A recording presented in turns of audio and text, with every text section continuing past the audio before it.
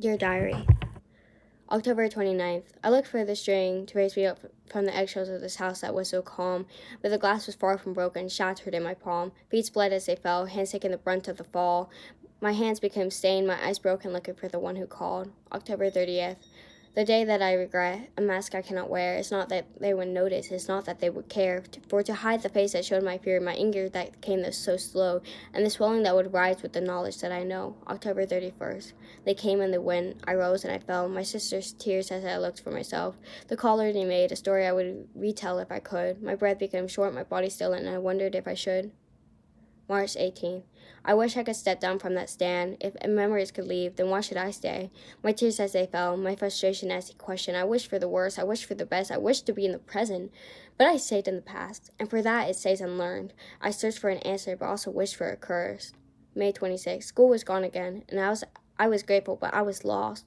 Without the structure, I stayed at home, and most of all, I stayed in my head. Stayed awake at night until my eyelids became warm blankets and stayed in my bed. To the weights I hit, then to the shop I laid, in the corner wishing it would stop, and I wished to stay sane. Was I going crazy if I promised myself it wasn't real, so I could stay under the covers and help other people get the burns, scratches, and broken lovers? May 25th. It started from my head as my mind turned to stone. As I laid on the ground, still, as if I had already rotted into bones. Stillness was a captor, stillness was a killer, stillness was a curse to my breath running faster, stillness was a cat, and I'd become a mouse. Months of putting off what I thought I had killed. Hands that rose and a message half-typed, a phone that kept escaping as I searched for a way out. May 27th. A voice that kept quiet was not in my head, but the voice on the outside. They said I looked dead. Fear that my voice would rise too high up and I'd not catch it again. Maybe I was trying to recover, I told myself, then questioned what as I tried to forget. These scars just get deeper and the blood doesn't run, and I wonder what happened when I ran out of bullets because my voice was a gun. May 28th. A silence that followed, a silence that stayed, very few words that I wish would go away.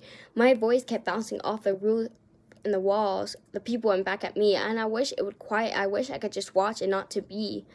I wish I could blend in and become purely air. It's not like they would notice if I suddenly disappeared. May 29th. Though I have hopes, I know that I can't keep putting off my tasks, futures that go through my head, a tape player that I cannot stop. Throughout it all is the red behind the lens that bleed out a lot, and the rainbows that I paint wear off, and they never last. I'll look under the covers for a monster that I know isn't there. I'll look under the covers for something to understand, something to let me know I'm here.